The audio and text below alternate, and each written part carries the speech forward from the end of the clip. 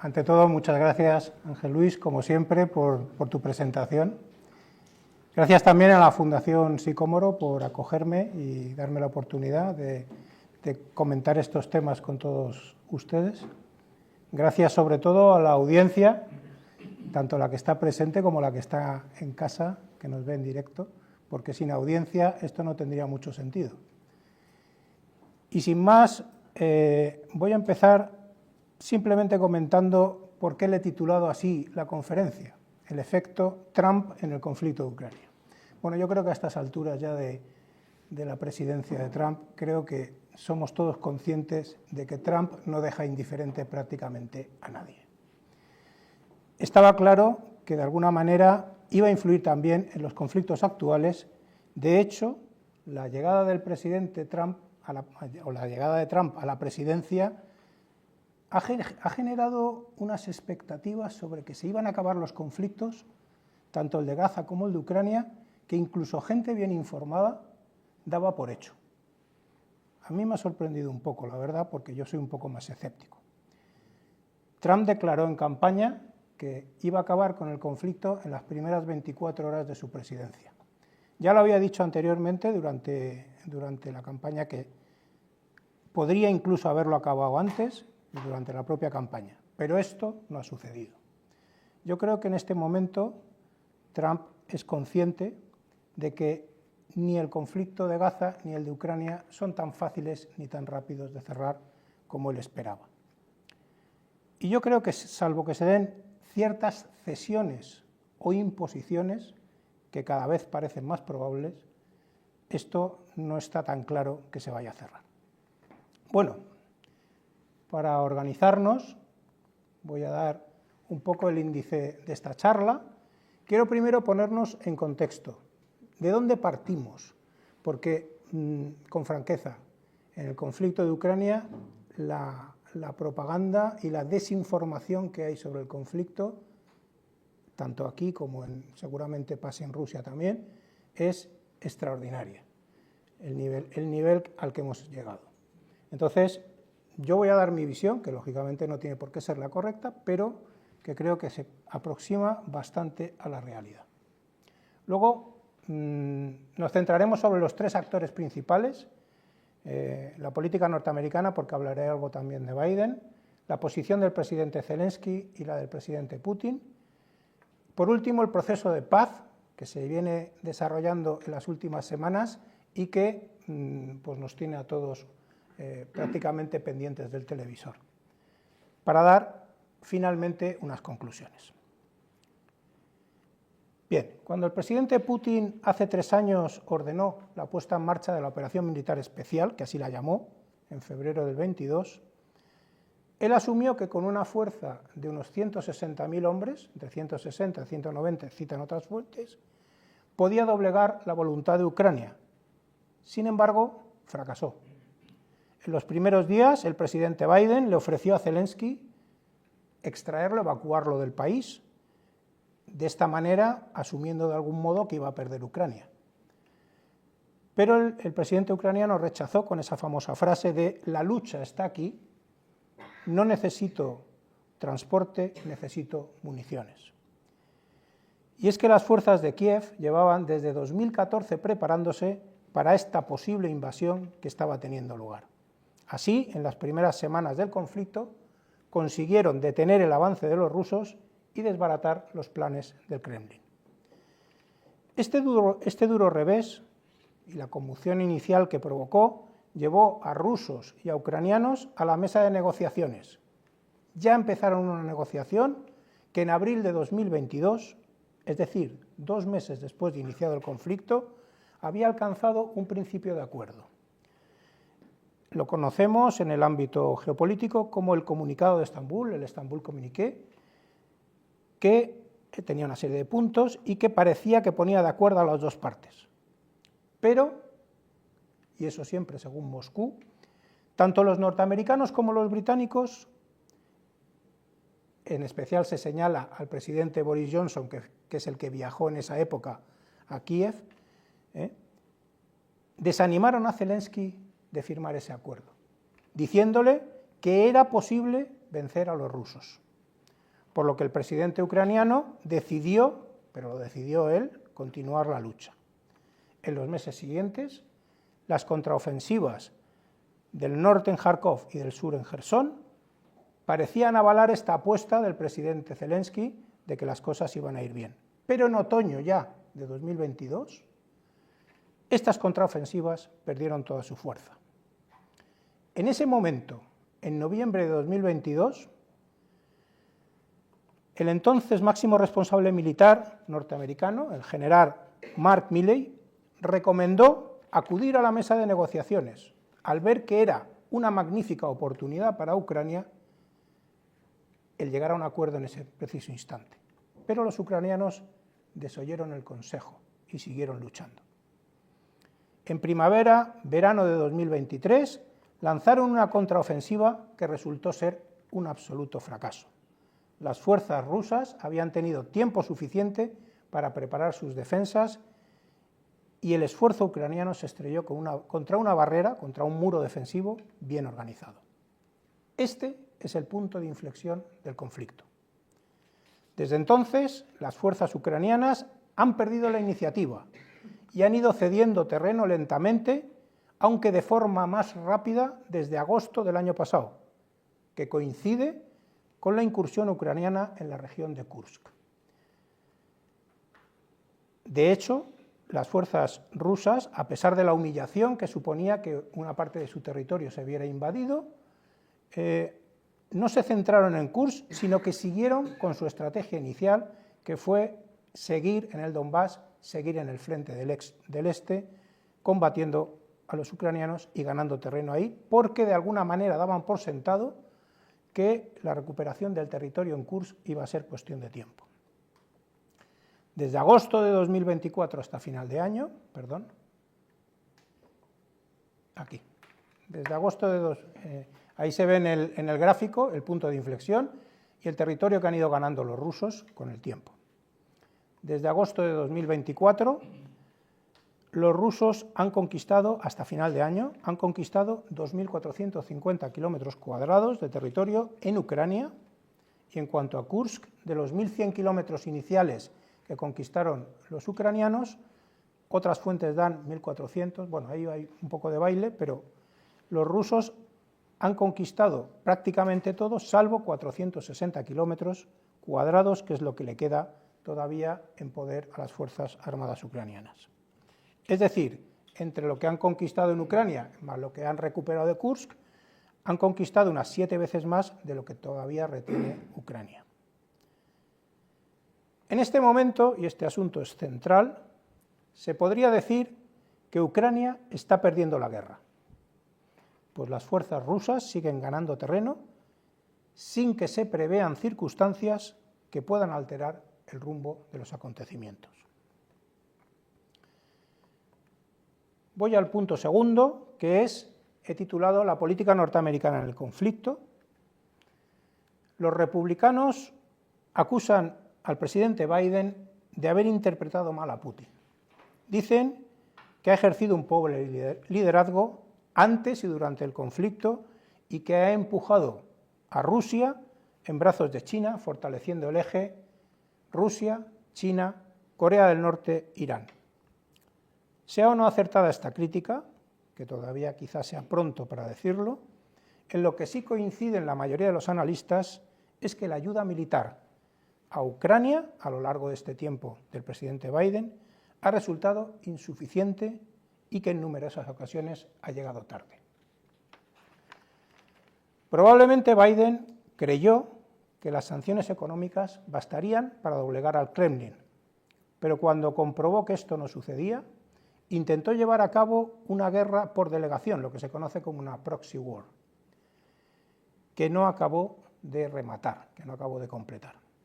Y seguramente fue así porque tuvo buen cuidado de no escalar el conflicto, siguiendo las recomendaciones del máximo responsable militar que ya he citado, el general Milley, quien le recomendó ya en octubre del 21, antes de la guerra, ya le dio este assessment, este consejo, de acuerdo con los intereses y objetivos estratégicos de los Estados Unidos, primero, evitar un conflicto cinético entre las fuerzas norteamericanas y de la OTAN con las fuerzas rusas.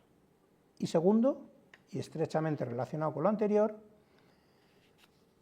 contener la guerra dentro de las fronteras geográficas de Ucrania.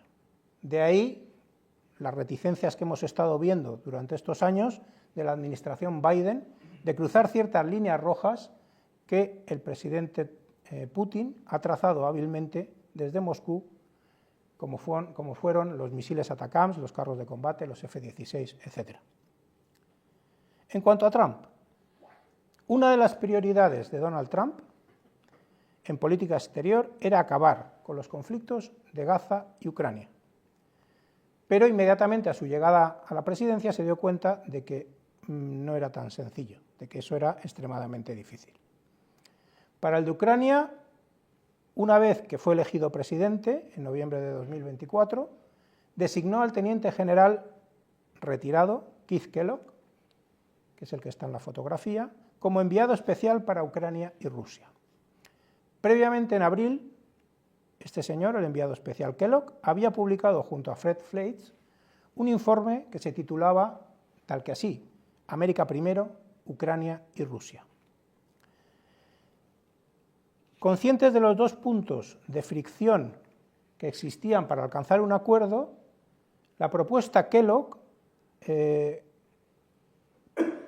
lo que hacía era decir: aquí lo que hay que llevar a cabo es una negociación dura con ambas partes, y propone un alto el fuego en la línea del frente actual, forzando tanto a Rusia como a Ucrania a entablar conversaciones de paz. Por la parte de Kiev solo recibiría más ayuda si participa en las conversaciones, mientras que se podría intentar convencer a Moscú con la promesa de posponer la entrada de Ucrania en la OTAN por un periodo de tiempo prolongado. A cambio, se establecería un acuerdo de paz integral y verificable con garantías de seguridad especialmente para Ucrania. Respecto al territorio ocupado por Rusia, permanecería bajo el control ruso de facto, sin que eso signifique que Kiev renuncia a recuperarlo. Aunque eso sí, solo por vías diplomáticas, no por la fuerza. Lo que podría producirse cuando Putin abandone el cargo, lo que se conoce como una solución a la alemana, lo de Alemania del Este y Alemania del Oeste. Putin está en el cargo hasta 2030 y posiblemente pueda llegar hasta 2036. La devolución del territorio ocupado, cuando se produzca, llevaría aparejado el levantamiento de las sanciones a Rusia y la normalización de relaciones. En cuanto a las reparaciones de guerra, para financiar la reconstrucción, provendrían fundamentalmente de los gravámenes a las ventas de energía rusa. La propuesta Kellogg-Fleitz implica, sin lugar a dudas, dolorosas cesiones para Kiev y no tanto para Moscú. Sin embargo, después de 3 años de guerra, es poco creíble que Occidente pueda seguir proporcionando ayuda, tanto militar como financiera, al ritmo que lo ha hecho hasta ahora. La fatiga de la población occidental, el desgaste económico y de las reservas de guerra, así como la falta de una producción militar que acompañe todo ese esfuerzo bélico, ha sido llevadas hasta un punto que empiezan a divergir los intereses de Ucrania y el de los aliados.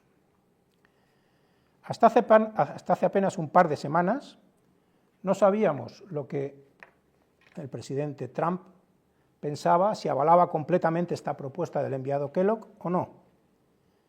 Trump, como sabemos, tiene fama de ser un hombre impredecible, incluso para su equipo, diría yo. En campaña fue muy crítico con las ayudas a Ucrania, llegando a calificar a Zelensky como el mayor vendedor de la tierra. Una ironía que pone de manifiesto la idea de que se han gastado ya demasiados billones de dólares en Ucrania. El primer día en el despacho Oval se encargó de paralizar temporalmente algunas ayudas. De momento no afecta a la ayuda militar. Mientras, pues de alguna manera se concede tiempo a sí mismo para intentar un proceso negociador. Tiempo que le ha hecho falta poco, como veremos a continuación. Ambos presidentes, Trump y Zelensky, son conscientes, y Putin también, de que la ayuda militar norteamericana es vital para Ucrania, para que Ucrania, lógicamente, pueda seguir luchando. Aquella promesa de Joe Biden de apoyar durante el tiempo que sea necesario a Ucrania, sencillamente se ha desvanecido. Ahora la administración Trump podría emplear estas ayudas como incentivo de cara a las negociaciones. Pero si Moscú se niega a participar, Estados Unidos podría intentar aplicar más sanciones, como ya amenazó en su momento el propio Trump, que dijo, si no llegamos a un acuerdo, y pronto, no tengo otra opción que imponer altos niveles de impuestos, aranceles y sanciones. Así, a su llegada al despacho Oval, Trump tenía que decidir cuál iba a ser la estrategia que iban a seguir los Estados Unidos. Su prioridad, como he dicho, era acabar con los conflictos de Gaza y Ucrania, de que, por cierto, cree decididamente que deben ocuparse los europeos. Para así, Estados Unidos centrar sus esfuerzos en contener a China y en sus propias fronteras. Por eso, y dadas las circunstancias, a Trump solo le quedaban tres opciones. Primera, implicarse directamente en el conflicto, lo que desembocaría en la tan temida escalada y seguramente en una posible tercera guerra mundial. Seguir con la estrategia Biden, que significaría que tras agotar la lucha y los recursos entre ambos mandos, seguramente todo esto acabaría derivando en un conflicto congelado, cuyo paradigma es el armisticio entre las dos Coreas de 1953, pero hay que advertir que las dos Coreas no están en paz y que muy posiblemente esa solución no garantizará la seguridad en el este de Europa, ya que la herida permanecerá abierta.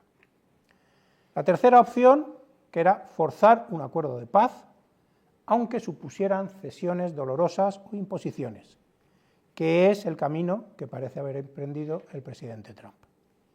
El pasado 12 de febrero, el presidente de Estados Unidos había tomado ya la decisión y lo anunciaba al mundo informando que había hablado por teléfono con el presidente Putin, 90 minutos solamente, y que acababan de acordar iniciar conversaciones de paz inmediatamente. También señaló en rueda de prensa posterior que descartaba el ingreso de Ucrania en la OTAN. Por cierto, ayer o anteayer, no recuerdo si fue ayer o anteayer, volvió a repetirlo por si alguien se había olvidado. Seguidamente tuvo el detalle de telefonear a Zelensky para informarle del hecho consumado, ante lo que éste declaró que Ucrania no podrá aceptar ningún acuerdo sin su participación, y empiezan las tensiones. La posición de Zelensky, del presidente ucraniano, hasta hace muy poco era una postura de máximos. ¿Qué quiere eso decir? Entrada en la OTAN, recuperación total del territorio, hablo de las fronteras previas a lo sucedido en 2014 o de 1991, como se quiera, compensaciones de guerra y rendición de cuentas por crímenes de guerra de los responsables rusos, en especial de su presidente. Además, firmó en octubre de 2022 un decreto prohibiendo cualquier negociación de paz con el presidente Putin, aunque de hecho no la descartara con Rusia, era solo con Putin. En su momento quiso llegar a la mesa de negociaciones en una posición de ventaja. Esto es lo que se denominó el plan de victoria que presentó en otoño de 2024, para lo que debería haber recibido, la hipótesis era haber recibido una inyección fortísima de ayuda militar y económica para cambiar el curso de los acontecimientos en el campo de batalla. O al menos, si no cambiar, por lo menos detener la escalada que estaba, o la pérdida que estaba sufriendo a manos de Rusia. Eso no ha sucedido. Ahora, como ya he dicho anteriormente, Zelensky depende más que nunca del apoyo militar norteamericano. La realidad sobre el terreno y la llegada de Donald Trump al poder han moderado definitivamente sus expectativas. Pues Trump está resuelto a cerrar el conflicto que se percibe ya en fase terminal. Más aún si no está dispuesto a empeñar fuerzas norteamericanas en el conflicto. Trump ha calificado esta guerra como ridícula y tiene un claro interés en cerrarla cuanto antes. Ahora Zelensky se aviene a negociar, descarta cualquier cesión territorial, pues considera que la cesión territorial, aparte de ser inconstitucional, lo que hace es premiar al que ha realizado la agresión, pero la propuesta Kellogg llevaría a Ucrania a renunciar de momento a la recuperación por la fuerza, pero sí conservaría el 80% de territorio que todavía le queda. Zelensky sigue pensando que la única opción, la única garantía de seguridad posible para Ucrania es su ingreso en la OTAN. Tanto lo cree que el 23 de febrero pasado ha llegado a ofrecer su dimisión a cambio de la entrada en la OTAN. Además, para moderar la postura norteamericana, que ya empezaba a ver por dónde iba, Zelensky quiere a toda costa que Europa participe en las negociaciones, aunque no parece que Washington vaya por ahí. Zelensky quiere garantías de seguridad. Si nos fijamos, siempre dice lo mismo. ¿Por qué? Para poder convivir en vecindad con la Rusia de Putin, algo que considera extremadamente peligroso, especialmente si tenemos en cuenta la profunda desconfianza que sienten mutuamente y la profunda desconfianza también que hay entre las dos poblaciones. Sobre todo con los precedentes, uno de los acuerdos de Minsk y otro de la ruptura del Memorándum de Budapest de 1994, que por cierto se ofrecían garantías de seguridad a Ucrania a cambio de entregar sus armas nucleares a Rusia. Los garantes de la seguridad eran Estados Unidos, Gran Bretaña y Rusia. La postura de Putin es que el presidente ruso encara la propuesta de Trump desde una posición mucho más cómoda. Sabe que Joe Biden ya jugó sus mejores bazas contra él después de los 3 primeros años de guerra y, por tanto, no teme especialmente nuevas sanciones. El Kremlin lleva preparándose para este escenario de fuertes sanciones, igual que Ucrania lo hizo en lo militar, el Kremlin lo ha hecho en lo económico desde 2014. Como así lo ha demostrado su economía, que se ha mantenido hasta el momento. Ahora parece que empieza a dar ciertos signos de debilidad, aunque todavía lejos del colapso. La mayoría de analistas no apuestan a esta carta de intentar forzar que Rusia acabe económicamente rindiéndose. La producción y venta de hidrocarburos está siendo clave en este milagro económico. Por eso, una de las opciones que baraja el equipo presidencial, el equipo de Trump, es intentar forzar una bajada del precio del petróleo a nivel mundial. También Putin da por sentado que Estados Unidos no entrará en una confrontación directa con Rusia. Es consciente, además, de que el territorio que ha ocupado militarmente tiene una difícil vuelta atrás, especialmente en una negociación, independientemente de si es reconocido o no por la comunidad internacional o por terceros países. En este sentido, asume, además, que mientras Ucrania no controle la totalidad de su territorio, va a ser muy difícil que entren en la OTAN. Sin embargo, lo que no parece tan evidente es el tema de la neutralidad de Ucrania y su desmilitarización. En junio de 2022 puso sobre la mesa sus dos condiciones para negociar.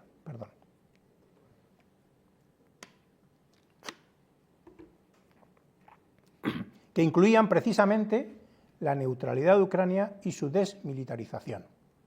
Así, como la aceptación por parte de Occidente de la anexión rusa de las 4 provincias oblast anexionadas por Rusia más Crimea. Estas condiciones hay que decir que en la práctica suponen una capitulación de facto. Además, pone en cuestión la legitimidad de Zelensky para afirmar cualquier acuerdo de paz, al no haber sido reelegido tras su mandato inicial, que finalizaba en otoño de 2024. Elecciones que hay que decir que quedaron aplazadas mientras estuvieron vigente la ley marcial ucraniana. Pero el artículo 103 de la Constitución ucraniana es bastante claro. Las elecciones presidenciales ordinarias se celebrarán el último domingo de octubre del 5º año del mandato presidencial. Es verdad que Zelensky, que la ley marcial lo dice, y es verdad que Zelensky tuvo la precaución de pedirle al Parlamento autorización para no convocar elecciones. En realidad quien convoca las elecciones a petición del presidente es el propio Parlamento, y el Parlamento aprobó esa propuesta. Pero la duda legal está servida. El enviado Kellogg, precisamente, al poco de llegar a Ucrania, dijo que era conveniente que se celebraran estas elecciones, seguramente tras un hipotético alto el fuego, lo que ha llevado al propio presidente Trump a decir o a calificar a Zelensky como un dictador sin elecciones. Luego lo ha negado posteriormente, ¿no? Pero bueno. El presidente ruso se ha manifestado dispuesto a negociar, siempre que se trate de una negociación seria. Eso lo recalca mucho Putin, porque él quiere todo suscrito formalmente. Desconfía de las promesas de Occidente.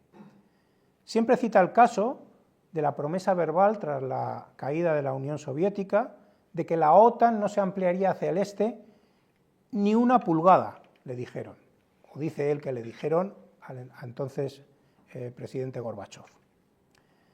También considera que los acuerdos de Minsk fueron un engaño. Putin ve que la guerra no es solo con Ucrania, sino con todo Occidente, y por tanto asume que la negociación tiene que ser bilateral con Estados Unidos, excluyendo a Ucrania. ¿Qué quiere Putin en realidad? En resumen, quiere convertir a Ucrania en un estado disfuncional y militarmente neutral. La idea de que los rusos están desesperados por lograr un acuerdo de paz puede ser muy vendible, plausible en Occidente, pero no es cierta. Putin está en una posición de ventaja y cree que el tiempo aumentará sus opciones de victoria. Una victoria tal vez menor, pero victoria, al fin y al cabo. Por eso no aceptará cualquier acuerdo que se le ofrezca. Como dice el propio presidente Trump, que también lo ha citado en varias ocasiones, Putin tiene todos los triunfos en su mano. Las conversaciones de paz, o el proceso de paz. Desde la conversación telefónica de 90 minutos entre los presidentes ruso y norteamericano del 12 de febrero, ya vamos añadiendo piezas al rompecabezas para ver por dónde va a ir este posible acuerdo de paz.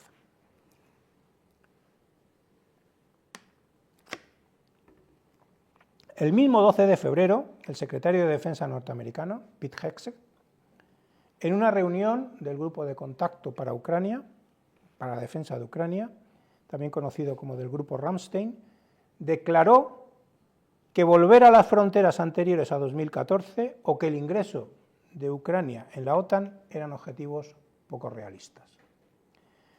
Y advirtió que si se despliegan fuerzas de paz en Ucrania, se entiende que europeas, sería sin el paraguas de la OTAN.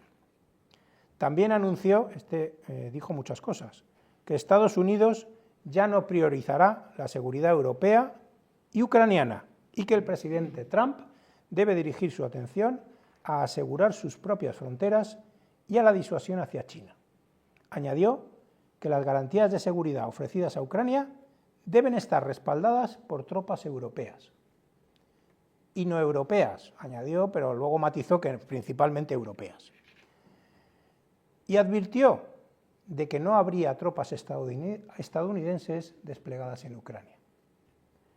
Posteriormente, en la Conferencia de Seguridad de Múnich, del 14 al 16 de febrero, el vicepresidente James David Vance, J.D. Vance, matizó estas declaraciones diciendo que la opción de enviar tropas estadounidenses a Ucrania, si Moscú no negociaba de buena fe, seguía sobre la mesa. El 18 de febrero tuvo lugar en Riad la reunión de alto nivel entre ministros de Asuntos Exteriores, lo que supuso la normalización, si queremos, o el inicio de la normalización de las relaciones bilaterales Rusia-Estados Unidos. Toda una alegría para el presidente Putin, que, según decía Joe Biden, va a resultar un paria en la escena internacional. También se acordó la preparación de la cumbre de presidentes, que está previsto que se encuentren próximamente, y el inicio de las negociaciones de paz. Volodymyr Zelensky estaba en el país, porque esperaba ser invitado, pero no fue invitado a participar. J.D. Vance ya le había dejado claro que los países europeos y Ucrania no tendrían un papel protagonista en las conversaciones de paz. Por su parte, Sergei Lavrov, que es el ministro de Asuntos Exteriores rusos, dijo claramente algo así como no sé qué pintan en la mesa de negociaciones, refiriéndose a Europa, fundamentalmente.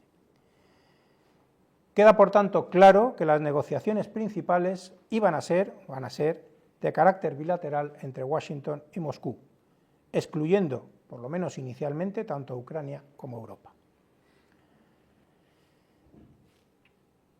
A su regreso a Kiev, ese mismo 18 de febrero, Zelensky recalcó su idea de que el fin de la guerra necesita la participación de Ucrania. Y añadió algo que es que desafortunadamente el presidente Trump vive en un espacio de desinformación creado por Rusia. Claro, decirle esto a Trump, como te puedes imaginar, o como nos podemos imaginar, y era de esperar, al día siguiente se despachó con un mensaje en la red Truth en la que ponía en evidencia no solo las tensiones entre ambos mandatarios, sino, entre otras lindezas, le llamaba un dictador sin elecciones, que ya he comentado, y le aconsejaba: será mejor que se mueva rápido o no le quedará país. El grave desencuentro en Occidente estaba servido. El jueves 20 de febrero se produjo una reunión entre el presidente ucraniano y el enviado Kellogg, y estaba previsto que los dos dieran una rueda de prensa posterior a esa reunión, pero fue cancelada, según dijo el gobierno ucraniano, a petición de Washington.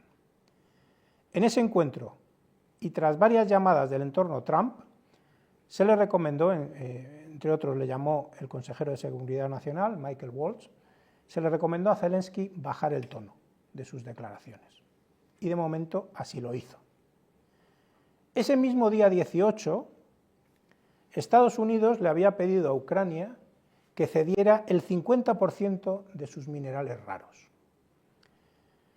sin ofrecer ninguna garantía de seguridad a cambio. Zelensky dijo: no puedo vender nuestro Estado.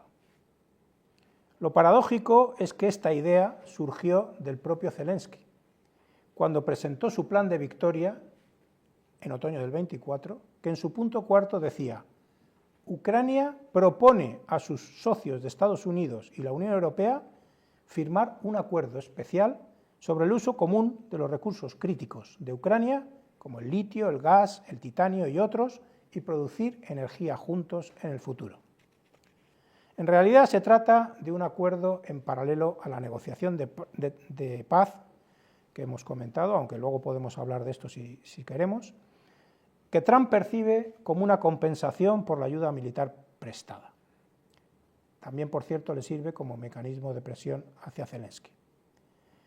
Trump ya había declarado previamente: les he dicho que quiero el equivalente como 500.000 millones de euros, medio billón de euros, no sé si dijo euros o dólares, creo que dólares, en forma de minerales extraídos de las tierras raras. Ya la presión sobre Ucrania era manifiesta. El 23 de febrero, la agencia Reuters informó que de no aceptar Ucrania ese acuerdo, se le iba a cortar el acceso a Starlink, a las comunicaciones que son vitales en el campo de batalla ucraniano. Esto hubiera producido un caos en el ejército ucraniano. Elon Musk lo negó inmediatamente, pero bueno, no sabemos si esta información es cierta del todo, pero quiero traerla aquí para que veamos cómo se están jugando la negociación. El 24 de febrero, ya la viceprimera ministra ucraniana dice que la fase final de las negociaciones ya está terminada y que Putin el 24 de febrero, por cierto, hace un movimiento audaz, como siempre, que ofreció como aliciente, si queremos, o como trampa a Estados Unidos, llegar a un acuerdo sobre los minerales y tierras raras que dice que tiene más que Ucrania, siempre y cuando se lleve a un acuerdo favorable en el proceso de paz con Rusia. El 25 de febrero se anunció que se había llegado al acuerdo, pero los detalles no se dieron completamente, estaban poco claros. Parece ser que lo que se quiere es destinar parte de los ingresos a una explotación conjunta de recursos naturales ucranianos. Supongo que en los próximos días saldremos de dudas porque esto cada día va avanzando. Crear un fondo de inversión conjunto entre Estados Unidos y Ucrania, en fin. Hoy viajaba Zelensky a Washington y creo que la recepción no ha sido precisamente calurosa. Me imagino que saldrá después en las noticias. Zelensky dijo algo que antes de su viaje a Washington, que es que no tenía más remedio, que necesitaba firmar la propuesta para seguir recibiendo apoyo de Estados Unidos. Trump, por su parte, volvió a descartar cualquier garantía de seguridad asociada a este acuerdo. Me imagino que el desencuentro que se ha producido en Washington, que me han comentado justo antes de empezar la charla, tiene que toda la lógica habida cuenta de este escenario. Lo único que podemos decir, o que puede ser interesante en este acuerdo, sería que ahora Estados Unidos tiene intereses conjuntos, o tendría, si lo firman, intereses conjuntos en suelo ucraniano, y que habría norteamericanos sobre el terreno, lo que ya de por sí supone una cierta garantía de seguridad ante futuras aventuras en suelo ucraniano de los rusos. Bueno, conclusiones. Además del escollo que pueda representar la legitimidad de Zelensky a ojos de Putin, o del decreto ucraniano que prohíbe negociar con él, que parece que no va a ser al final tan grave como se planteaba, el verdadero problema de fondo es alcanzar un acuerdo en las garantías de seguridad. Garantías de seguridad que tienen que ser suficientes para Ucrania, pero al mismo tiempo aceptables para Rusia. Pues, como he dicho, ambos países se perciben mutuamente como una amenaza existencial. Kiev no va a aceptar menor garantía que la incorporación a la OTAN, por lo menos de momento, mientras que Moscú no quiere a Ucrania en la OTAN bajo ningún concepto, ni de jure ni de facto, es decir, por medio de acuerdos bilaterales. Tampoco quiere que tenga un futuro ejército ucraniano capaz de amenazar sus fronteras. Desgraciadamente, con esta ecuación, llegar a un acuerdo de paz sin que haya cesiones por parte de ninguno de los dos o imposiciones parece bastante difícil. En cuanto al alto el fuego, ya que se habla en estos días de que Occidente quiere un alto el fuego, realmente lo quieren más los europeos que Estados Unidos, el presidente ruso lógicamente se opone. Dada su posición de ventaja en el campo de batalla, al menos se opone de momento. Rusia quiere un acuerdo de paz, pero a largo plazo. No quiere un alto el fuego que sea la antesala de una nueva lucha. Si en los próximos días o semanas vemos que se alcanza un alto el fuego, podremos aventurar que el acuerdo de paz va por buen camino. Pero si no se alcanza, no podremos afirmar lo contrario. En todo caso, es posible que para suavizar la posición de Rusia se barajen algunos alicientes más, como el levantamiento de ciertas sanciones, el restablecimiento de relaciones diplomáticas con el resto de Occidente, pues con Estados Unidos ya van por ese camino. Por su parte, el presidente Zelensky también se opone al alto el fuego si no hay garantías de seguridad que lo respalden. Él quiere las garantías de seguridad y siempre cita lo mismo. En 2008, Henry Kissinger, que está considerado como uno de los grandes maestros de la Realpolitik, se opuso frontalmente a la invitación para el ingreso en la OTAN de Ucrania y Georgia. De hecho, recientemente dijo: creo que la oferta de incorporar a Ucrania en la OTAN fue un grave error que ha conducido a esta guerra. Sin embargo, poco antes de morir, que murió en noviembre del 23, cambió su postura 180 grados, radicalmente, y dijo que ya no existía otra solución para la seguridad en el este de Europa que incorporar a Ucrania en la alianza. Paralelamente también recomendaba un acercamiento hacia Rusia. No sabemos cuál será el resultado de esta negociación, pues todavía pueden llegar o no a buen puerto. Pero sí sabemos que si no se resuelve el problema de fondo que he comentado, especialmente el que he dicho de las garantías de seguridad, la paz que se obtenga no será duradera. En cualquier caso, la historia se encargará de juzgar si la decisión del presidente Trump ha sido o no la más acertada. Muchas gracias.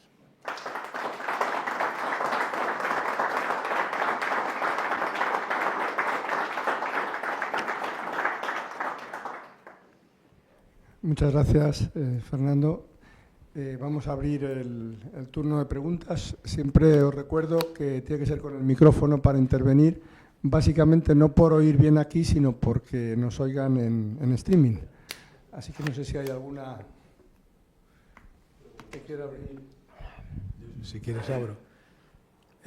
Para mí, bueno, primero de todo, como siempre, una felicidad escucharte.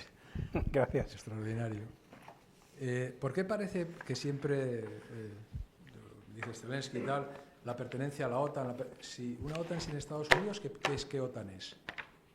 Porque a lo que estamos viendo, tal como lo has explicado, Estados Unidos está mirando hacia el Pacífico, Estados Unidos quiere que los europeos nos hagamos cargo de lo que ocurre aquí y los países árabes se hagan cargo de lo de Gaza. La historia con Groenlandia es la que es. ¿Por qué? O sea, ¿cuál es el rol de la OTAN aquí? Si Estados Unidos parece que la OTAN no le va.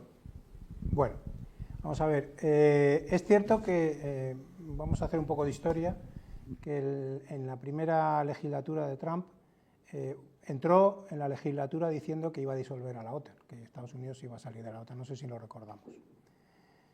Pero no lo hizo. Y respecto a la OTAN, habría mucho que hablar, ¿no? Pero, ¿cómo de importante es la OTAN? Margaret Thatcher, cuando recibía algún personaje internacional, siempre le hacía la primera pregunta, que era la siguiente: ¿y usted qué opina de la OTAN? Con eso se daba una idea de lo que sabía de política internacional o no. La OTAN ha sido garantía de paz durante muchos años, y es verdad que era una organización gemela al Pacto de Varsovia, o vamos a decir, contrapuesta al Pacto de Varsovia, y que mucha gente pensó que cuando acabara el Pacto de Varsovia tenía que desaparecer la OTAN, ¿no? Y sin embargo no lo hizo. Se ha reinventado constantemente.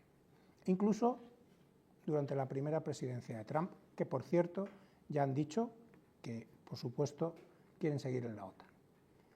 Dicho esto, claro,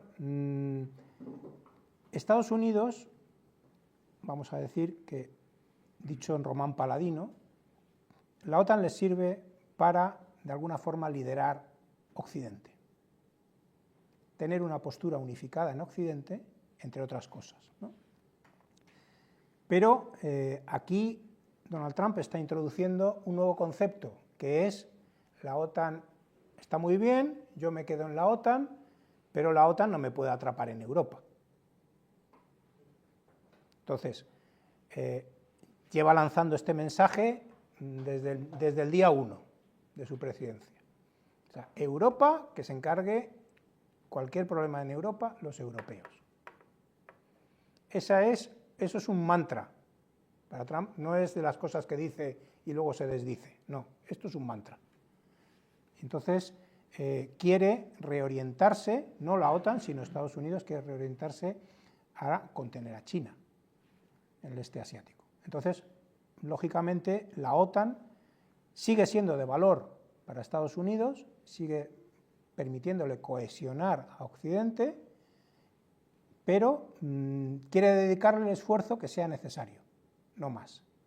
Entonces, luego hay otro tema, que es el tema de la aportación que hacen los países a la OTAN, que todos sabemos que ha sido debate estos días, y que, bueno, ha dicho que había que subir la aportación hasta el 5%, cuando los países se comprometieron en 2014 a hacerlo al 2%.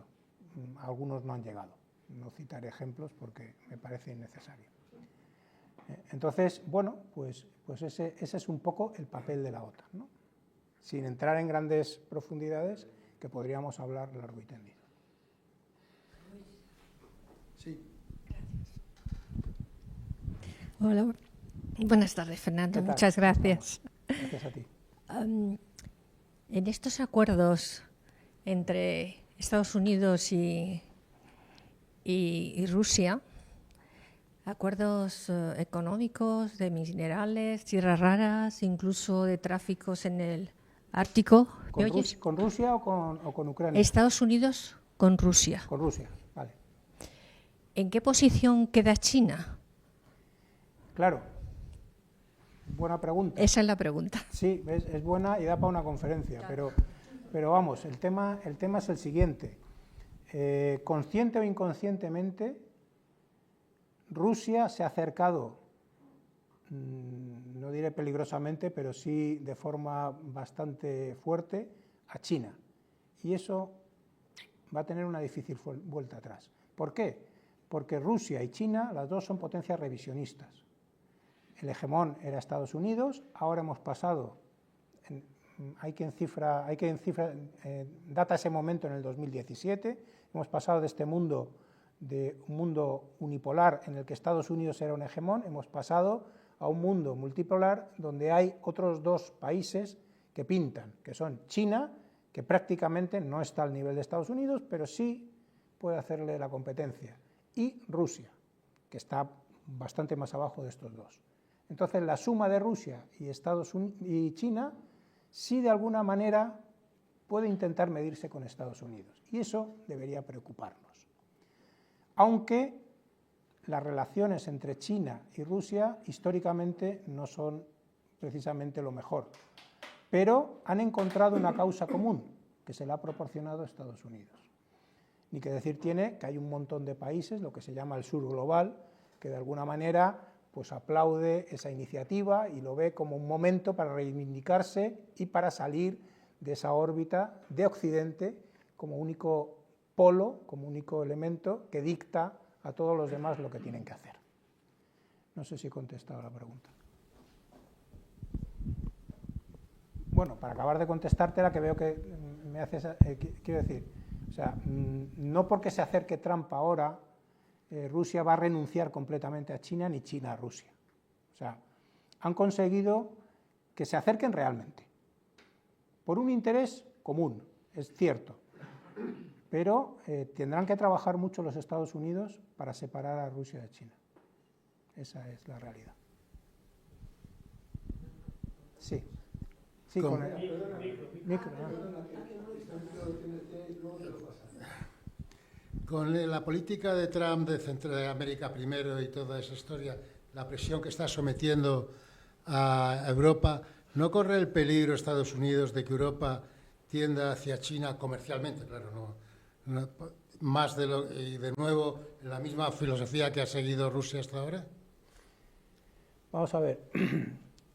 China tiene una estrategia, que es sobre todo una estrategia comercial, que es lo que se conoce como la ruta de la seda, que es One Belt, One Road, no sé si se ha oído nombrar alguna vez, que básicamente es aprovechar su sobreproducción, ingente producciones de productos, para colocarlos en el mundo y a través de la economía ir fidelizando a los distintos países. En fin, China ha conseguido establecer puertos en muchos sitios. De hecho, lo más reciente que hemos visto es que el canal de Panamá lo llevaba China. Y eso ha enfurecido a Trump, y por eso lo de conquistar Panamá y tal. No, o sea, aparte de las formas de Trump, ahí había un trasfondo. Ya el presidente de Panamá ya ha dicho que no va a renovar con China. Entonces, esa competencia es real y existe. ¿Hasta qué punto China amenaza a Estados Unidos? Desde el punto de vista militar, todavía no, pero van a ello. Están haciendo una fortísima inversión en modernizar sus fuerzas armadas, en especial su marina, su armada, que quieren hacer pues, una armada, lo que se llama de aguas azules, una armada oceánica, que sea capaz no solo de defender sus costas, sino de proyectar la fuerza. China hay que vigilarla con cuidado, y Trump, en mi opinión, hace muy bien en fijarse en China en lugar de en Ucrania, por ejemplo, ¿no? Hay que decir, en honor a la verdad, que desde Obama Estados Unidos quiere pivotar hacia Asia, el famoso pivot de Obama, que ya lo dijo pero no lo hizo. Todos los presidentes de Estados Unidos han querido cerrar todo lo de Oriente Medio, lo de Europa, etcétera, para centrarse en el Oriente Asiático. Sí. Sí, se oye, yo creo. ¿Sí se oye? Yo no me oigo. No, pero lo oye el... Me ha parecido entender que ha sido a través de Boris Johnson el que le pide le hace una oferta a Zelensky para entrar en la OTAN, ¿no? ¿O es Zelensky el que pide entrar en la OTAN? No. Ahí tengo yo un... Sí, bueno, intentaré aclararlo. Vamos a ver, en la reunión de 2008 de la OTAN, la cumbre de la OTAN de 2008,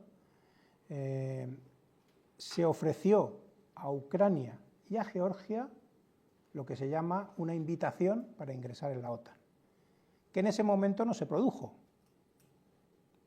Ya estaba Putin sentado por allí porque le invitaron a las cenas posteriores, y estaba Bush en ese momento en la presidencia de Estados Unidos, y Bush se empeñó en invitar a Ucrania y a Georgia a entrar en la OTAN.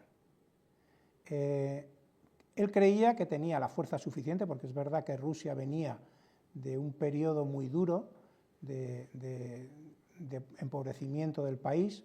Lo que se llaman los años 90 de Rusia fueron tremendos, y es verdad que no tenía la fuerza como para oponerse en ese momento. Pero Putin tomó nota, y la élite rusa siempre ha considerado esto como una línea roja, como un auténtico problema para Rusia de futuro. Entonces, cuando llega el presidente Volodymyr Zelensky a la presidencia, otros de alguna manera habían contemporizado, no habían querido forzar demasiado la mano, pero Zelensky es un firme impulsor del ingreso de Ucrania en la OTAN. Y entonces pone la directa. Y entonces es cuando Putin dice, igual de verdad acaba entrando. No sé si ha aclarado la respuesta. ¿Tenemos algo en la red? Pues entonces voy... Gracias. Muchas gracias, Fernando, por la charla, muy interesante. Yo tengo un par de preguntas. La primera, si Europa tiene la capacidad de, en el caso de que Estados Unidos no apoye a Ucrania en el futuro, si tiene la capacidad de apoyarles.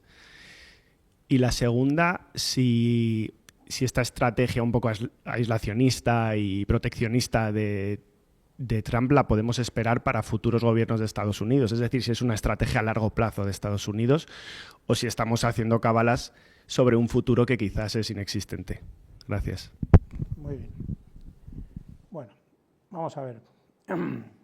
¿Cuál es la capacidad real de Europa para apoyar a Ucrania? Te voy a contestar con lo que ha dicho Zelensky, que está al tanto de la situación sobre el terreno. Las garantías de seguridad de Europa sin Estados Unidos no son garantías de seguridad creíbles. Europa tiene capacidades, no cabe duda. Europa tiene un volumen de ejército suficiente, por ejemplo, ya que se cita Europa, para hacer poco creíble que se produzca una expansión de Rusia hacia el oeste. O sea, eso es poco creíble. Pero es verdad que solamente Europa, en Ucrania, yo pienso como Zelensky. Y no solo pienso como Zelensky, sino que ayer recibió Trump a Starmer, al primer ministro británico, y le preguntó eso.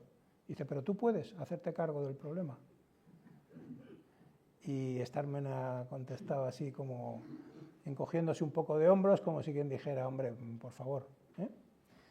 Europa, si se plantea, que parece que, no sé si es el momento momento idóneo para que Europa se plantee de verdad en serio su defensa, podría llegar a tener esa capacidad, sí, y no pagando mucho más, organizándose bien, estructurándose bien y cediendo soberanía, que no sé si están dispuestos los distintos países a hacer eso. La estrategia Trump, que la suman otros presidentes, bueno, ya sabes que esto es, si el anterior le funciona, yo me sumo al carro.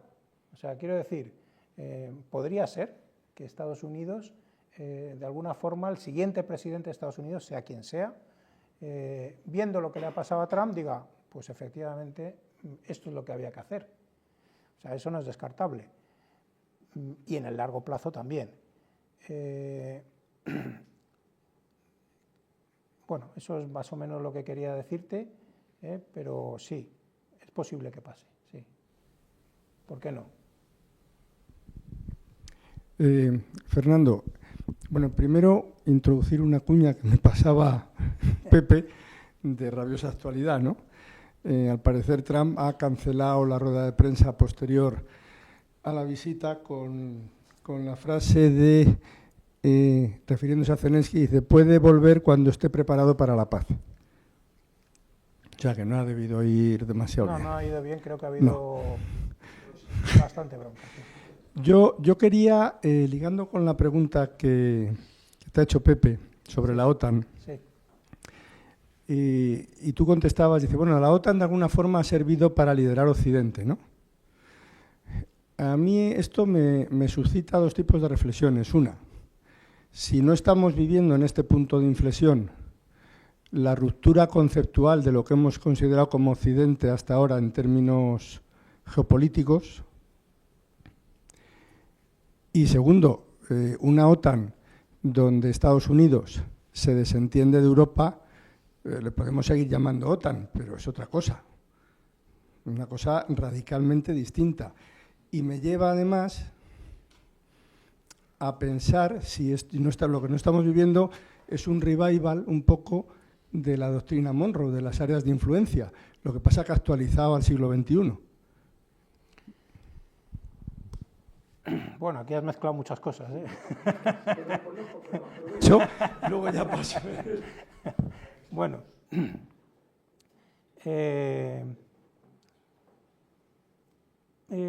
lo de que la OTAN ha servido para liderar Occidente y si se está viviendo una ruptura conceptual del entorno geopolítico, yo creo que Occidente, si ha hecho algo bien en esta guerra, ha sido la unidad, el hablar con una sola voz. durante estos 3 años. Ahora ya se ha roto, por lo menos respecto a la guerra. Pero yo creo que todavía tiene muchos más intereses comunes que desencuentros. No creo que vaya a ir Europa por un lado, Estados Unidos por otro, en fin, no lo creo. No lo creo, por lo menos al corto plazo. De futuro no lo sé. ¿Una OTAN sin Estados Unidos es algo distinto? Bueno, es que ya no sería OTAN, porque OTAN significa Organización del Tratado del Atlántico Norte, en el cual está Estados Unidos, Canadá... En Estados Unidos, digo, con Estados Unidos, pero desentendiéndose de Europa. Es decir, bueno, en este mensaje que está dando Trump de decir, sí, oye, yo sigo en la OTAN, pero los europeos os ocupáis de vuestra zona. Esto es así, efectivamente, este es el mensaje que lanza, pero yo quiero mandar otro mensaje un poco más tranquilizador, que es que Estados Unidos nunca se va a desligar completamente de Europa. Si las cosas vienen mal dadas, vendrán. Esto es así porque si no, pierde Europa. Imaginemos que de verdad Rusia tiene la capacidad de quedarse con Europa, ¿tú vas a dejar a Estados Unidos que Rusia se quede con Europa? No. Que no creo que pase porque hay varias razones por las cuales esto es poco plausible. Pero bueno, si llegara a pasar, ¿de verdad vas a cederle Europa a Rusia o a un tercer país, el que sea? No. Estados Unidos, hay algún analista bueno de Estados Unidos, bastante reputado, que dice que si hay 3 áreas geográficas por las que Estados Unidos luchará, peleará y morirá. Una es Europa, otra es Oriente Medio y otra es el este de Asia. Yo creo que tiene razón. Estados Unidos, si tiene que venir, vendrá. Y me has dicho otra más. La doctrina. No puede haber un revival de la doctrina Monroe porque la doctrina Monroe, cuando surgió, Estados Unidos no era lo que es ahora, que era América para los americanos, básicamente, ¿no? Yo creo que Estados Unidos no puede ser el hegemón del mundo estando aislado. Por más que quieras ponerle aranceles a todo el mundo, que quieras desentenderte de los problemas de aquí y de allá, eso no lo va a poder hacer. Porque si lo hace, pierde la hegemonía del mundo. Bien. Bueno, gracias por... Muchas gracias por esta visión tan amplia que nos das de este conflicto.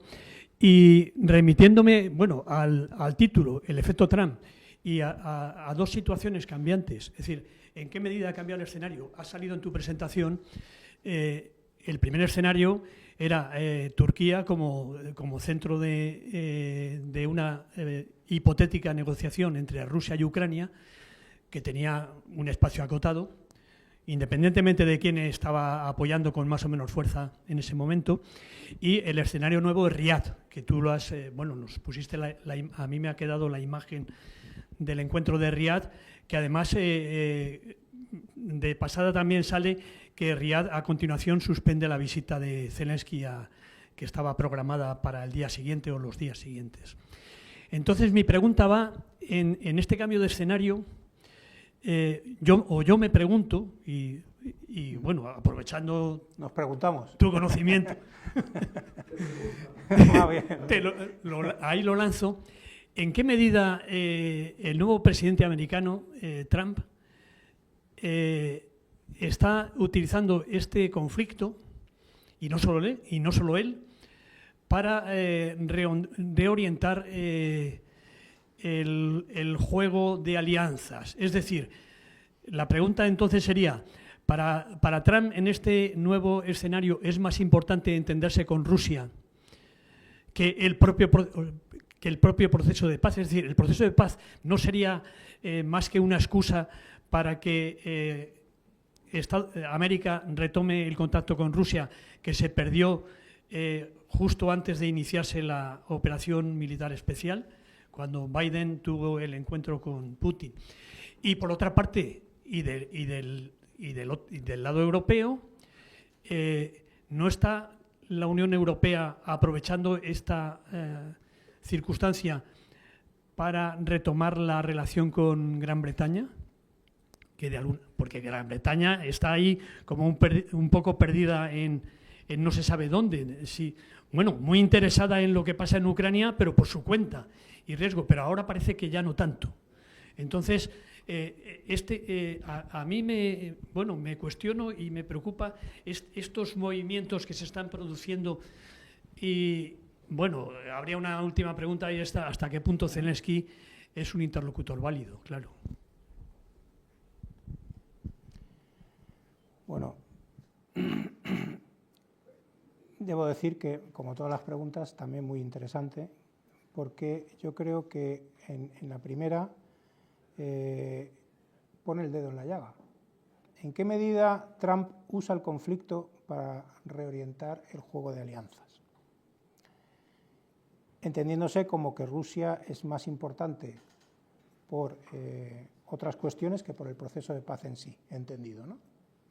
Bien. Rusia y Estados Unidos están indefectiblemente condenados a entenderse. Lo hicieron en la Guerra Fría.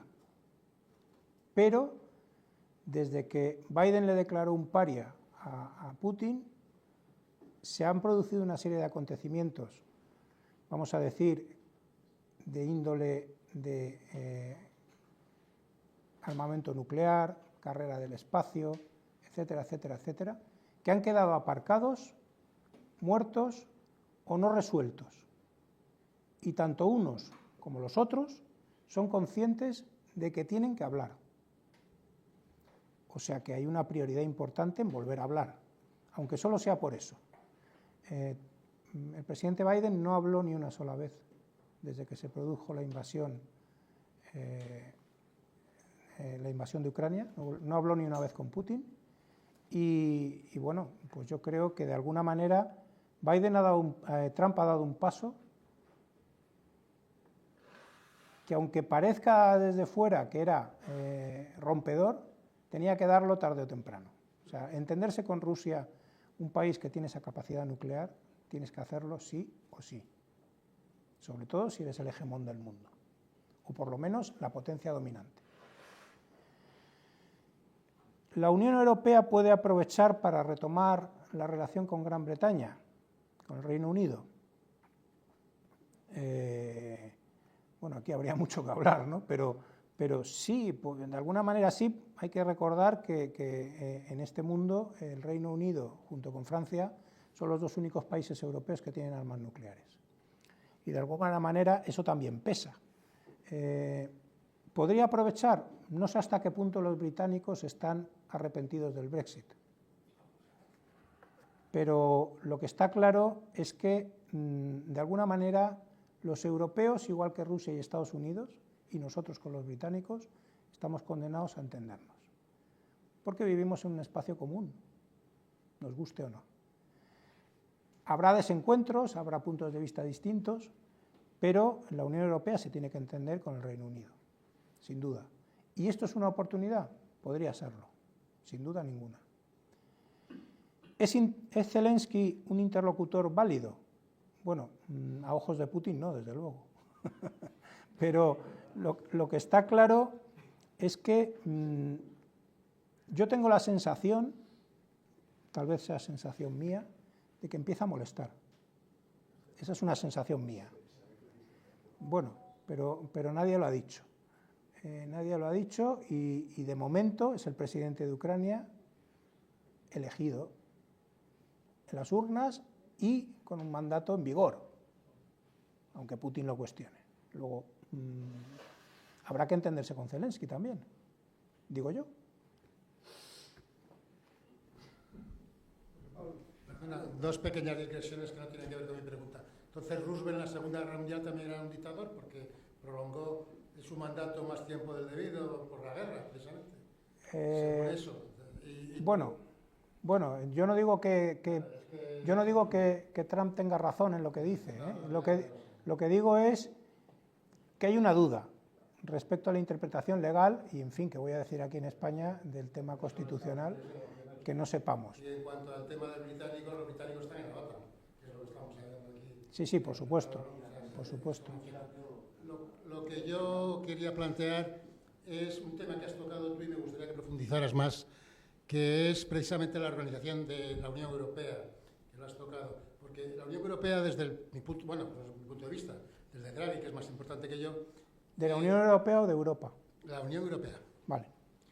Tiene un arma poderosísima, que es el mayor mercado occidental del mundo. O sea, que el mayor mercado de Occidente es el de la Unión Europea. Y eso se puede utilizar económicamente con mucha fuerza, siempre que pueda continuar el plan Draghi.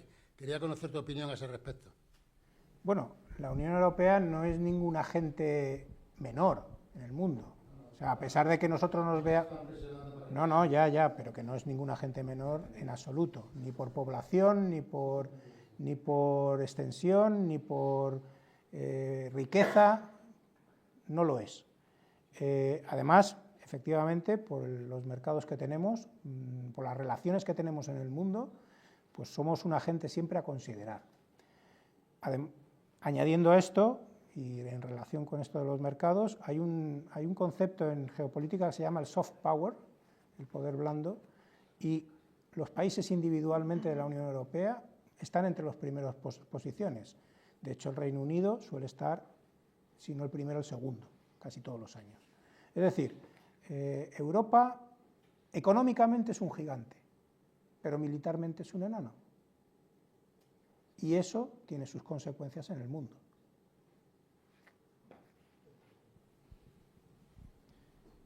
Por aquí. Hola. En primer lugar, agradecer la charla. Y, bueno, lo primero, un matiz que creo que es bastante importante, sobre todo por la ronda de preguntas, porque cuando se habla de Ucrania, la OTAN y la Unión Europea, creo que es importante remarcar que Ucrania no es OTAN. Lo digo porque, precisamente a lo que comentábamos... Bueno, de que... yo creo que ha quedado claro cuando Zelensky dice que quiere entrar en la OTAN, ¿no? Claro. Pero precisamente lo digo a tenor de lo que se comentaba de que Trump dice que no se podía ocupar de Europa. No es que no se pueda ocupar de Europa, no se puede ocupar de Ucrania. Entiendo que al no estar dentro de la OTAN, no está dentro de sus prioridades. A esto tengo dos preguntas. La primera, se está hablando ahora mismo en las negociaciones de que va a ser la propia Europa o la Unión Europea la que se encargue de vigilar una paz dentro de Ucrania. Pero como bien habéis comentado antes, Europa no tiene un mecanismo tampoco militar para hacer este tipo de vigilancia. Entonces, por entender un poco si se tiene algún tipo de idea de qué mecanismo se quiere crear o se quiere originar, o se pretende desde fuera que se cree dentro de Europa, que también es una buena oportunidad que podemos aprovechar los europeos.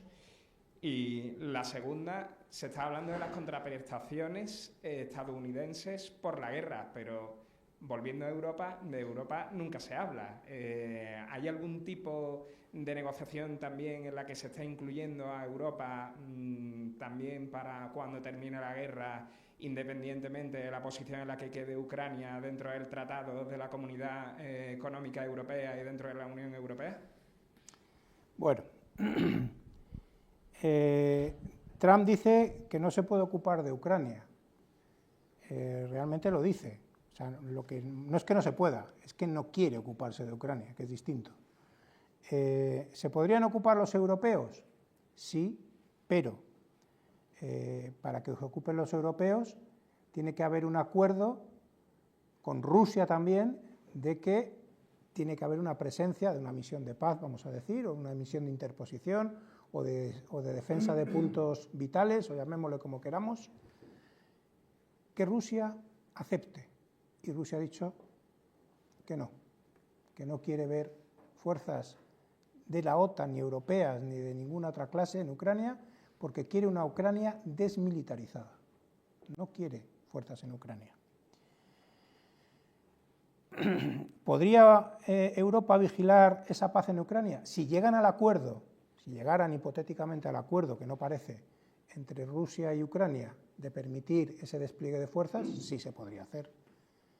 Podría haber un país que liderara, o dos países que lideraran esa misión. Generalmente se tiende a que sea uno, para que sea una sola voz, que liderara esa misión y los demás se adhieren a esa misión y proporcionan fuerzas. Eso se puede hacer, sí, perfectamente. Estados Unidos ha pedido contraprestaciones por la guerra, que por cierto, ya que me he traído el dato, lo voy a decir, que parece que hay bastante ignorancia de lo que ha aportado cada uno a la guerra. Bueno, Trump ha pedido, te presto 5 y te pido 20, ¿sabes? O sea, una cosa así. Bueno, pues hasta el momento Estados Unidos, bueno, vamos a poner hasta final de 2024, que es el dato. Hay un instituto, por si alguno tiene curiosidad, que es el Instituto Kiel, que es el que mantiene activo el dato de lo que se va proporcionando. Estados Unidos a final de 2024 había proporcionado 114.000 millones de euros, traducido a euros, y Europa 132.300 millones de euros.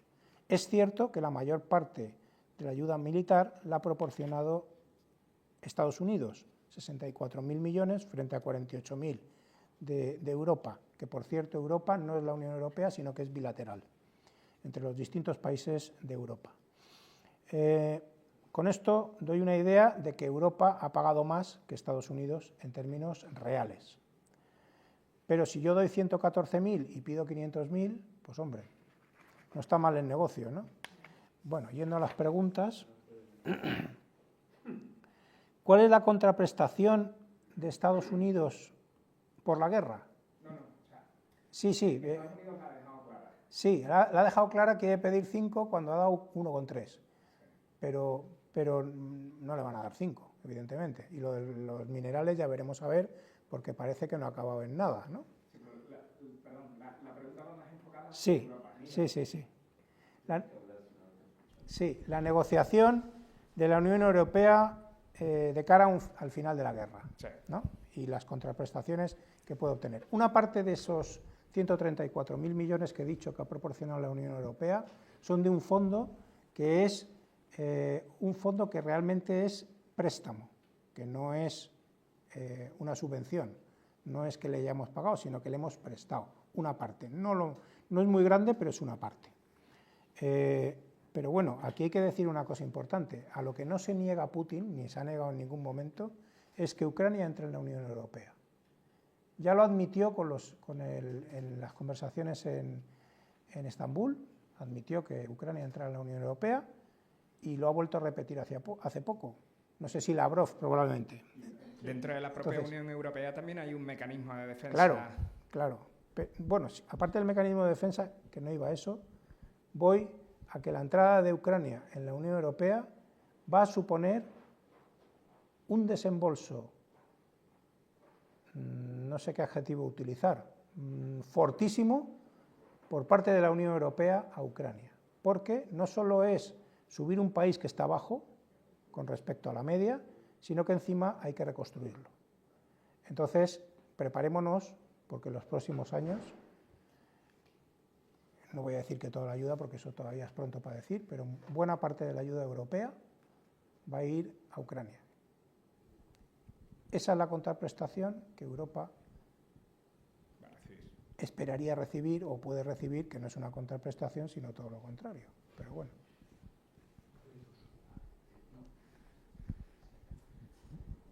Vale, nada. Fernando, no, que tienes varias felicitaciones en el chat y bueno, muchos que alegría oírte. Bueno, tienes como dos preguntas. La primera es de Miguel, que bueno, que aunque no se trate del tema de la conferencia, sí te pregunta si podrías hacer alguna reflexión con vistas a futuro sobre el tema de Taiwán, China y el papel de Estados Unidos ante la posible injerencia, o sea, una posible injerencia, bueno, entiéndase la invasión de Taiwán. Bueno, también está de actualidad el tema del corte de cables y esto que ha habido esta mañana. Y bueno, y Consuelo pues te pregunta, ¿cómo encaja en la OTAN el intento de anexionar una parte de Groenlandia por parte de un país miembro?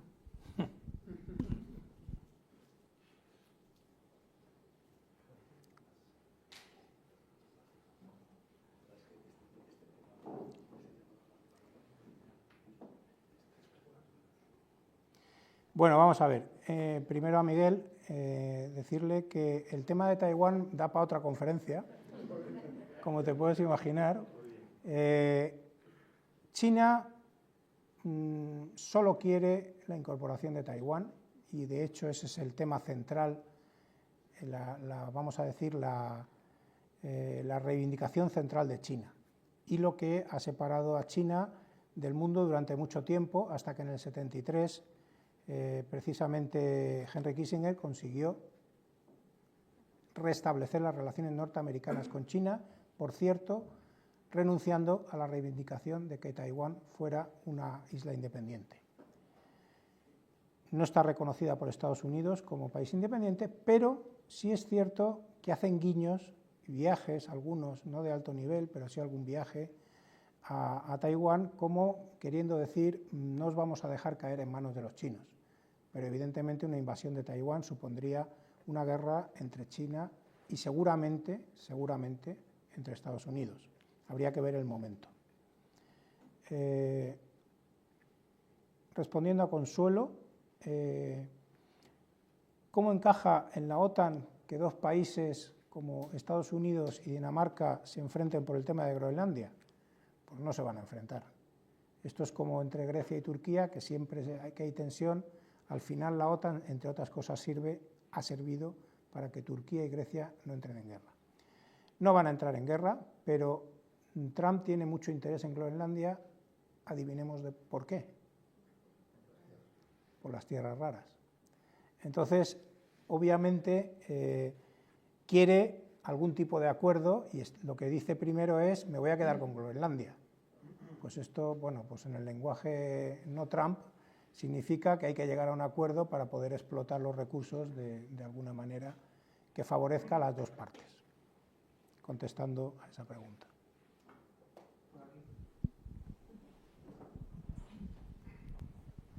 Gracias, Fernando, por la charla. Gracias, Jesús. Ante el escenario que has planteado en el que Estados Unidos va a abandonar de alguna forma a Europa militarmente, ¿crees que Europa debería seguir explorando la idea de formar un ejército europeo? Y si es así, ¿por qué crees que... si crees que eso puede ocurrir o si crees que al final pues, no se van a poner de acuerdo para hacerlo? Bueno, yo creo sinceramente que Europa tiene dos opciones. Una es esperar a que pase Trump y a ver qué pasa, y de momento seguimos como siempre, arrastrando los pies a ver qué pasa si seguimos contando o no con el apoyo norteamericano, pero puede pasar lo que preguntaba otra persona, diciendo que a lo mejor el siguiente presidente sigue con esa misma idea, y otra que es efectivamente tomar cartas en el asunto y explorar la posibilidad no tanto de un ejército europeo, sino una estructura de defensa a la europea. No, a lo mejor no haría falta llegar a crear un ejército europeo, pero sí una estructura de defensa europea. Y eso, si se lo plantean políticamente en serio, podrían llegar a hacerlo, pero tienen que planteárselo. Tiene dificultades, no digo que sea fácil, pero podrían llegar a hacerlo. Fernando, yo antes de la charla veía muy difícil el pacto. Después de la charla lo veo más. ¿Y por qué lo veo más? Te voy a decir por qué y me gustaría si puedes reflexionar sobre eso. En técnicas de negociación, de las cosas más básicas que se estudia es que tiene que haber un cierto umbral de solape entre las dos partes.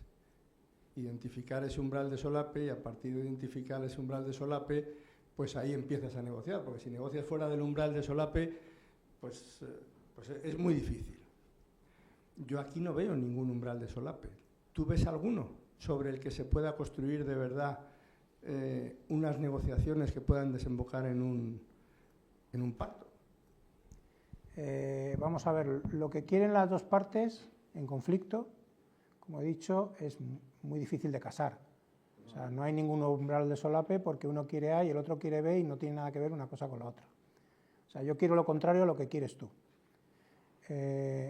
Entonces, bueno, hay quien dice, hay algún analista que dice que Estados Unidos lo que quiere conseguir es un alto el fuego y luego sentar en la mesa a europeos, a ucranianos y a rusos para que se pongan de acuerdo.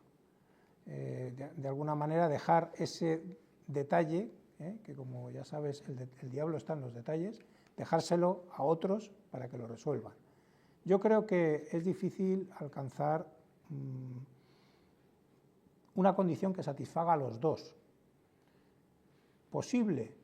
Bueno, vamos a darle algo de posibilidad por no ser negativos, pero yo lo veo difícil. Yo también lo veo muy difícil. Yo por esperanza contigo. Lo que pasa es que lo que trataba de identificar es eso, algo objetivo a lo que poder agarrarme para esa esperanza, ¿no? Ya sabes que el punto principal es la garantía de seguridad a Ucrania. Si se la das, no quiere Rusia. Y si no se la das, no quiere Ucrania. Entonces, tiene que ser que obligues a uno o a otro, en este caso siempre intentarías obligar al más débil, que en este caso es Ucrania, a aceptar las condiciones del otro. O sea que lo que haces es acortar la guerra, pero realmente no resuelves el problema. Eso, enseguida paso el micrófono, pero es que tenía otra pregunta que me liga con lo que acabas de decir, ¿no? Imaginemos que se da uno de esos escenarios, pero que el sentir de la población ucraniana no lo acepta, ¿vale? Y parece que hay encuestas que, con independencia del grado de aprobación mayor o menor de Putin, y que la gente está agotada y el ejército también, digamos que, por decirlo así, una capitulación, lo que entenderíamos por una capitulación, va a ser mal aceptada. ¿Capitulación hablas de Rusia? No, de Ucrania, ¿vale? Es decir, por una serie de que se le impongan una serie de cesiones, etc. ¿Qué probabilidades le ves al escenario de que, por más que se llegue a ese alto el fuego y al proceso de paz, subsista la confrontación en plan guerrillero? No entiendo bien. Sí, guerra de guerrillas. Vamos a ver. Acaba la guerra tal como está, que es una guerra, por decirlo así, normal, sí, entre ejércitos. La población, hay un sentimiento de que eso no lo acepta, y surge en ese caldo de cultivo la posibilidad de que aparezca desde comandos terroristas, guerrilleros, una guerra de guerrillas, vamos a ver, o como lo quieras llamar, ¿no? Sí. La población que está en los territorios que ahora mismo controlan los dos bandos, cada uno de ellos, está bastante alineada, hay pequeños grupúsculos que no, pero en general está bastante alineada con cada uno de los dos bandos, el ucraniano o el ruso. ¿Quiere eso decir que si se parara la guerra ahora y se trazara la línea, más o menos donde está, la población que hay ahí más o menos es la que quiere estar ahí en cada lado? Esa es una de las razones por las cuales Putin no se planteó conquistar la totalidad de Ucrania. Yo sé que hay mucha información de que va a llegar hasta Kiev, se va a quedar con esto, tal. Precisamente una de las razones por las cuales Putin no quiere llegar a las provincias más occidentales es porque tendría que hacer frente a una resistencia de ese tipo, de guerras de guerrillas, de insurgencia, etc. Entonces, yo creo que eso puede darse, pero ahora mismo en los territorios que tiene cada uno hay una cierta resistencia, sobre todo en el lado ruso, pero no es significativa. Sí, a ver, es una reflexión. A mí la situación actual me recuerda un poco, o bastante, al siglo XIX, los equilibrios de los imperios, ¿no? Entonces, teniendo en cuenta que Europa ha subcontratado todo el tema militar, porque realmente no tenemos una organización militar profunda, sino que digamos que está un poco subcontratada a la OTAN. Teniendo en cuenta lo que has dicho de que Estados Unidos realmente lo que quiere es meter una cuña entre Rusia y China, están todos los acuerdos de Shanghái. De alguna forma Rusia se vio obligada a firmar estos acuerdos con China porque se sentía un poco como el paria todo esto. Y la desorganización militar. y la idea de que podemos estar asistiendo sin darnos cuenta al surgimiento de un mundo tripolar. ¿Qué posibilidades habría de que, viendo en este momento la desorganización de Europa, que Estados Unidos está de alguna forma reforzando a Putin en la idea de que, bueno, si te doy apoyo te vas a alejar de China? ¿Qué posibilidades habría de que Putin aprovechara para invadir alguno de los territorios que fueron de la URSS y que, como parte del proceso del surgimiento de este mundo tripolar, que yo creo que es hacia donde vamos, ¿no? Tres grandes imperios, por lo menos Estados Unidos estaría encantado de que Rusia no apoyase a China, y para ello sí que no le importaría que surgiera como un imperio no tan potente ni como China ni como Estados Unidos. O sea, ¿qué posibilidades hay de que en este momento Putin aproveche esta situación de debilidad de Europa, que cada vez Europa pinta menos militarmente? Y es una potencia económica, pero ya está. Y bueno, pues esa es mi pregunta. Gracias, Fernando. Muchas gracias, Eva. Bueno, vamos a ver. Aquí quería yo decir algo. Un momentito que lo busco porque estoy aquí. Vale. Hemos vuelto al siglo XIX, de alguna manera, es la pregunta, ¿no? O sea, de que sí, a los equilibrios geopolíticos del siglo XIX, yo creo que no. Es verdad que en política internacional sabemos que hay dos corrientes de pensamiento, ¿no? Una que es la liberal, el orden liberal internacional, y otro que es el de la realpolitik o el de, en fin, ¿qué grado de realpolitik hay que utilizar en esta? Bueno, yo creo que siempre, como sucede, están de alguna manera mezclados, ¿no? No creo que hayamos vuelto al siglo XIX. Tampoco creo que Europa haya subcontratado a la OTAN, porque no paga la que más. Y lo que sí es cierto es que ha habido un interés mutuo entre Estados Unidos dentro de la OTAN y el resto de la OTAN. Y la posibilidad de que se separe Rusia y Ucrania, creo que también lo he dicho ya, me parece un poco remota. La posibilidad de que Rusia invada algún territorio de la antigua Unión Soviética. Bueno, yo creo que, dado los antecedentes de la Unión Soviética, precisamente, y Putin fue un agente del KGB de la antigua Unión Soviética que trabajaba en Alemania del Este, no creo que le queden muchas ganas de invadir el resto de Europa. Recuerdo que nada más acabar la Segunda Guerra Mundial, la Unión Soviética tuvo que, concretamente Rusia, tuvo que aplacar insurrecciones en el este de Europa, como por ejemplo en la Alemania del Este en el 53, tuvieron que invadir Ucrania en el 56, tuvieron que invadir Checoslovaquia en el 68, casi tuvieron que invadir Polonia 3 veces, que gracias al Partido Comunista Polaco al final no hizo falta. Tuvo problemas con Yugoslavia, tuvo problemas con Albania, tuvo problemas con Rumanía. ¿De verdad le quedan ganas a Putin, sabiendo lo que sabe y cómo fue la Unión Soviética, de expandirse al oeste en los territorios, vamos a decir, de la URSS? Yo creo que esa idea occidental de que Putin es una especie de segundo Hitler, que lo que quiere es invadir lo máximo posible, yo no comparto esa idea, yo no la comparto. No sé si he contestado a la pregunta más o menos o no.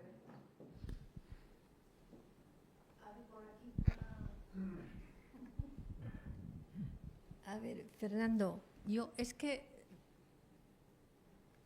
voy a decir lo que pienso. Dilo, por favor. Sin filtros, como Trump. Sin filtros, sí. Yo creo que estaban jugando una partida de ajedrez desde hace mucho tiempo y alguien le ha pegado una patada a la mesa.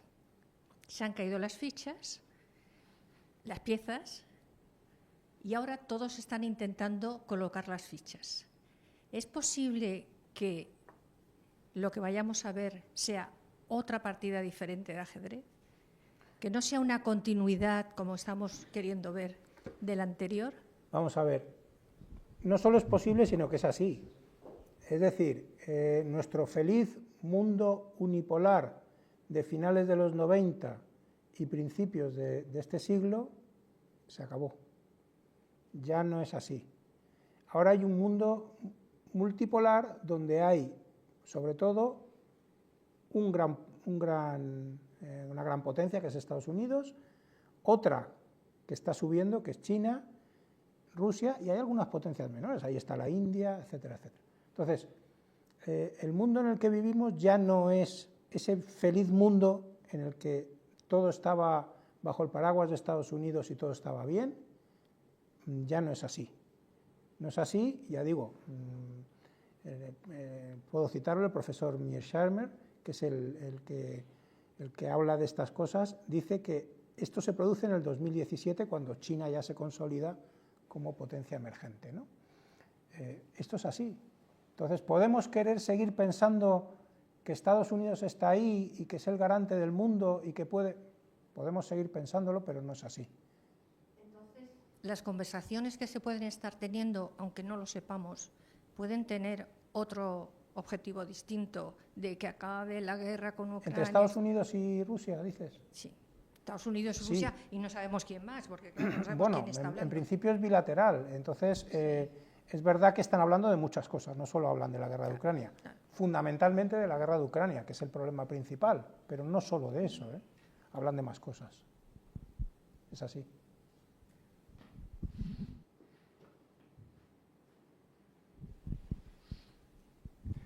Bueno, pues parece que no hay ninguna pregunta más. Fernando, otra vez muchísimas gracias, enhorabuena por la excelente charla. Gracias. Y me imagino que tendremos que seguir contando contigo porque no creo que esto termine la semana que viene y menos después de las últimas declaraciones. Bueno, así que lo dicho, muchísimas gracias y hasta la próxima. Muchísimas gracias a todos por la asistencia. Muchas gracias.